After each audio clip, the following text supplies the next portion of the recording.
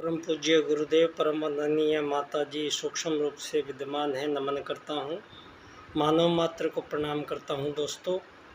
और आदिशक्ति माँ गायत्री प्राणों की देवी, जो प्राण रूप से 84 लाख प्रकार के जीव जंतुओं में बिजली की भांति प्राण रूप से समस्त चराचर जगत में संपूर्ण प्राणियों में प्राण रूप से निवास करने वाली आदिशक्ति माँ गायत्री को हम नमन करते हैं,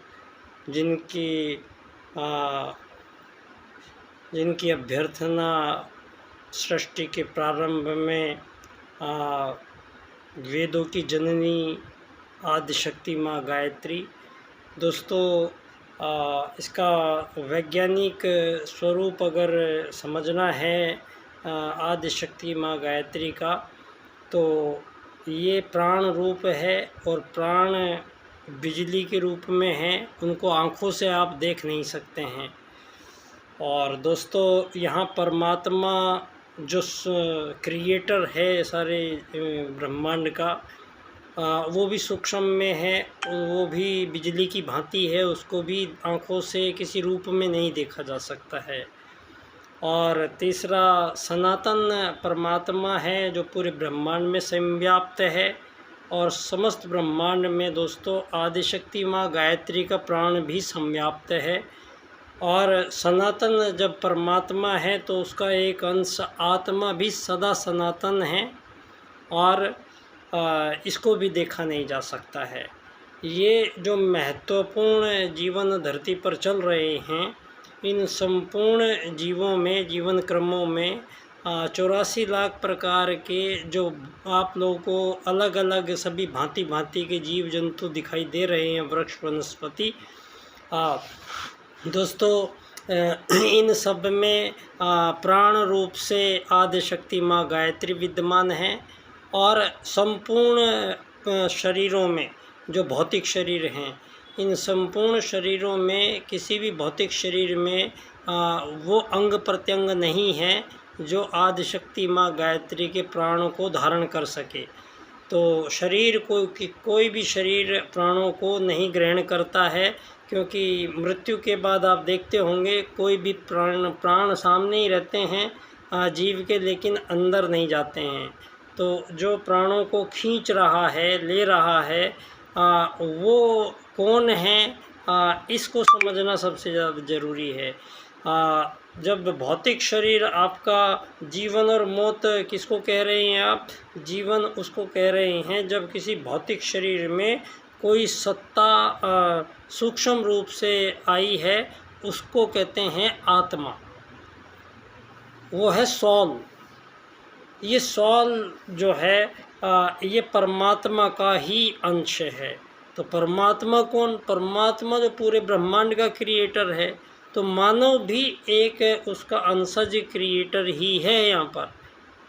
लेकिन उस क्रिएटर को एक स्थूल सूक्ष्म और कारण के भेद में और चेतन और अवचेतन मस्तिष्क के रूप में डिवाइडेशन दिया हुआ है। और धरती पर एक ये ख़ास ज़रूर बात है कि जो अन्य सभी जीव जंतु हैं, उनमें आत्मा जो प्रवेश करती है, जिससे उनका प्राण आरंभ होता है। प्राण मतलब आदिशक्ति माँ गायत्री का प्राण आता है। उसको कौन अडॉप्ट कर सकता है? उसको केवल और केवल आत्मा ही ग्रहण कर सकती है प्राण को। किसी शरीर में शक्ति नहीं है प्राण को धारण करने की।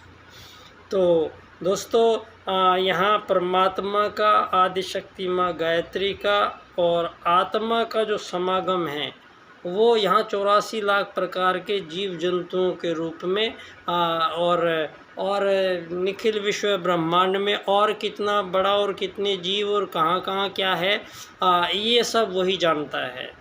तो दोस्तों, यहाँ जो मानव आए हैं प्रारंभ काल में, धरती पर मानव जो आए हैं, ये मानव शरीर बड़ी मुश्किल से मिलता है दोस्तों। धरती पे इस तरह की मान्यताएं ये मध्यकाल के बाद में हमारा जो धरती पर प्रथम मानव आगमन धरती पे हुआ है, इस आगमन में ही सारी त्रुटि इन 2000 सालों में पिछले सारी मानव जाति को ये बताया गया है कि एक कोशिकीय जीव से बहुकोशिकीय जीव बने हैं, फिर जलचर बने हैं, फिर मछलियों से फिर बंदर बने हैं, फिर बंदर से मानव बने हैं, और जंगल में रहते थे, आग जलाना जानते नहीं थे।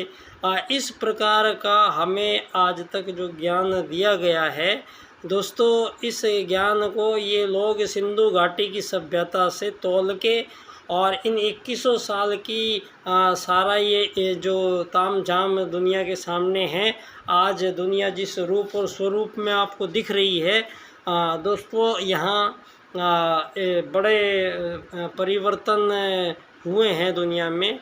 और ये जीवन जो है, ये प्रारंभ काल में जब मानव आत्मा धरती पर आई थी तो 1000 साल की उम्र लेके आई थी, और यहाँ पर जो आपने बताया है ये सब आपका झूठ था, बेबुनियाद था, और तथ्यहीन बातें सारी दुनिया के दिमाग में भरी गई है। तो सारी दुनिया को आज जो विभिन्न धर्मों में बटे हुए हैं, जो एक दूसरे के खून के प्यासे हैं, जो सारी दुनिया में ये विकसित, अति विकसित, अल्प विकसित के रूप में बटे हुए हैं, ये G5, G10, G20 के रूप में बटे हुए हैं, ये विकसित, अति विकसित, अल्प विकसित है, विकसित विकासशील में बटे हुए हैं। ये सारी दुनिया के मानव जो आज तक इनको कोई एक रास्ता नहीं मिल रहा है, और इनमें इस तरीके से कारीगरी से मानव जाति को भरमाया गया है कि 20वीं शताब्दी के बाद से आज तक मानवों को यहाँ आज पराकाष्ठा हो चुकी है, जहाँ मानव का ये जो विकास नाम का दैत्य खड़ा किया गया है, इस विकास नाम के दैत्य के पीछे ही सारा षड्यंत्र खेला गया है।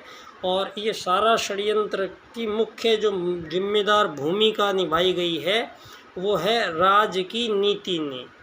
दोस्तों, ये राजनीति धरती पे क्या होती है, राजनीति क्या ज़रूरत है, राजनीति कब बनी धरती पे, इसको क्यों बनाया गया राजनीति को, ये दोस्तों अब आपके 2100 साल के पीछे चलिए आप लोग, तो सारी दुनिया के सामने 5000 साल पहले भारत भूमि में भगवान श्री राम आए थे, और ये हमारी उस सनातन भारत की 2 विशेषताओं में से एक विशेषता भारतीय संस्कृति में ये है कि हम अवतारवाद को मानते हैं, और वो सिद्ध हुआ है। यहाँ पर 9 बार पहले धरती पर परमात्मा यहाँ देह रूप में आए हैं, और उन्होंने यहाँ व्यवस्थाओं को ठीक किया है। इसका क्योंकि धरती पर मानव को आज जो सारी दुनिया में ये भोगवाद के कारण सारी दुनिया में मानव त्रस्त हैं। अमीर गरीब मालिक नौकर के कृत्रिम रूप से ऐसे विभाजन धरती पर कर दिए गए हैं, जो करते करते करते करते अगली पीढ़ी ये चल ही रहा है, और सारी दुनिया को आज भ्रमित हो गए हैं दुनिया में कि धन परमात्मा ने बनाया है या मानव ने बनाया है। दोस्तों, इस बात का खुलासा होता है पंडित दीनदयाल उपाध्याय जी के राजनीतिक सूत्र अर्थायाम से। अर्थायाम में दीनदयाल जी कहते हैं कि जो भारतीय हमारी सनातन संस्कृति है, उसमें यहाँ परमात्मा ने 2 वेद सूत्रों के अनुसार ही समस्त जीव जंतुओं को धरती पर वो आते हैं, रहते हैं और चले जाते हैं। वो 2 सूत्र है आत्मत सर्वभूतेषु। ये किसी भी एक प्रजाति के जितने भी जीव हैं वो आपस में जो जीवन व्यवहार करते हैं वो आत्मत सर्वभूतेषु के अनुसार करते हैं, तो भिन्नता प्रदर्शित नहीं की जा सकती कोई भी। तो मानव भी एक आत्मत सर्वभूतेषु के अनुसार, चाहे वो धरती के किसी भी कोने में कैसा भी रहता है, कुछ भी खाता पीता है, लेकिन उसके अंदर जो आत्म तत्व है वो परमात्मा का ही अंश है। तो उसमें कोई भेद नहीं है। और वो आत्मा स्त्री में भी वही है, पुरुष में भी वही है, बूढ़े में भी वही है, बच्चे में भी वही है, चिड़िया में भी वही है, तोते में भी वही है, पेड़ में भी वही है। जब प्रोफेसर जगदीश चंद्र बसु ने कई बार सिद्ध करके बताया कि पेड़ पौधे भी मानव की बात समझते हैं। इस बात का सबसे परम पूज्य गुरुदेव की सुनसान के सहचर पुस्तक में बड़े सुंदर ढंग से आनंद आ जाता है जब परम पूज्य गुरुदेव की सुनसान के सहचर आप पढ़ेंगे। तो दोस्तों, परम पूज्य गुरुदेव स्वयं साक्षात महाकाल धरती पर इस अवतार प्रक्रिया के 10वें रूप में धरती पर आते हैं, प्रज्ञा अवतार के रूप में, कल्कि अवतार के रूप में। और परम पूज्य गुरुदेव ने जो पूरी युग निर्माण योजना, युग परिवर्तन का उद्घोष, और युग परिवर्तन के उद्घोष के साथ ही वो अवतारी चेतना इस धरा पर अपना सारा काम करके जा चुकी है। और अभी सूक्ष्म परम पूज्य गुरुदेव ने पहले ही कह रखा है कि जब मैं स्थूल शरीर में नहीं रहूँगा तो सूक्ष्म और कारण शरीर से मैं हजारों गुना ज़्यादा काम करता हुआ आप लोगों के बीच में दिखाई दूँगा।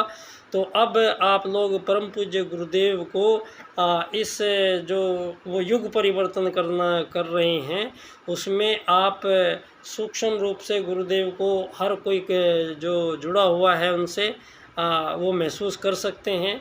जो नहीं भी जुड़े हुए हैं वो अब जो ये घटनाएं घटने जा रही हैं धरती पर, इनको देख के आप अनुमान लगा सकते हैं। तो दोस्तों, एक तरफ सारी दुनिया के सामने ये विज्ञान के आविष्कार, आज़ाद तथाकथित आज़ाद देशों की हजारों साल की समस्याएं, मानवों के बीच में ऐसे विभाजन जिनको दूर करना मुश्किल नहीं, नामुमकिन हो गया था दुनिया के लिए, ये अमीर गरीब कौन बनेगा। तो दोस्तों, ये अमीर गरीब मालिक नौकर बनाने के लिए भगवान ने यहाँ आत्मा को धरती पर नहीं जन्म दिया है। यहाँ मानव शरीर तो बड़े मुश्किल से मिलता है, तो उसका लक्ष्य भी बड़ा मुश्किल और विराट लक्ष्य रखा है, जिससे और उसको एक अवसर भी है। हर बार मानव यहाँ दूसरा जो भारतीय संस्कृति का हमारा मूल रहस्य है जिस पर हम यकीन करते हैं, यकीन नहीं हम सिद्ध भी करेंगे अब, कि मानव एक आत्मा है। तो मानव एक शरीर नहीं है। तो जब शरीर नहीं है, मानव एक आत्मा है, तो इसी सोच के साथ इस धरा पर प्रथम मानव का आगमन धरती पे भारत में पहली बार पहला मानव जन्मा है। ये पूरी सृष्टि कब जन्मी है, इसमें कौन कौन कारक रहे हैं, कब इस सृष्टि में परमात्मा आए हैं, ये सारा हमारा रिकॉर्ड हमारे वेदों के पास है। और वेद कब के हैं? धरती पर सबसे प्राचीनतम उपलब्ध जो लिखित ग्रंथ मानोगे आप, वो ऋग्वेद है। उससे प्राचीन यहाँ है ही नहीं, मतलब कुछ, क्योंकि था ही नहीं कुछ। धरती पर पहले मानव आए, वो भारत में आए, मनु आए, मनु का परिवार आर्यों का परिवार कहलाया। उस आर्यों के परिवार में से ही बाद में राजसिक और तामसिक आहार के कारण मानव की प्रवृत्ति चेंज हुई, मानव के मानस पटल के विचार जगत में हास हुआ, और मानव अपनी आत्मिक रूप से भ्रमित होके और देह रूप में अवस्थित मानव होने लगे। तो देह रूप में अवस्थित होने वाले मानव श्रेष्ठ कर्मों से भागने लगे, और जो श्रेष्ठ कर्म करते थे वही आर्य कहलाते थे, जो श्रेष्ठ कर्म नहीं करते थे वो अनार्य कहलाए, और उनको भारत ने देश निकाला दिया। वो दुनिया के सुदूर क्षेत्रों में सारी धरती पर जो भी मानव आज जन्मा है, दिख रहा है, वो सारे के सारे जो मानव धरती पे